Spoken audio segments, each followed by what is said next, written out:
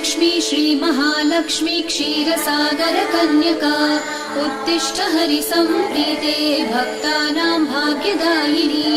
श्रीलक्ष्मी श्रीमहालक्ष्मी क्षीरसागर कन्यका उत्तिष्ठ हरिसम्प्रीते भक्तानां भाग्यदायिनी।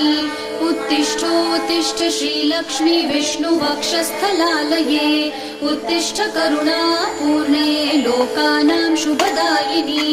उत्तिष्ठोत्तिष्ठ श्रीलक्ष्मी विष्णुवक्षस्थलालये उत्तिष्ठ करुणापूर्णे लोकानां शुभदायिनी। श्रीपद्ममध्यवसिते वरपद्मनेत्रे श्रीपद्महस्तचिरपूजित पद्मपादे श्रीपद्मजातजननी शुभपद्मवक्त्रे श्रीलक्ष्मी भक्तवरदे तव सुप्रभातम्। श्रीपद्म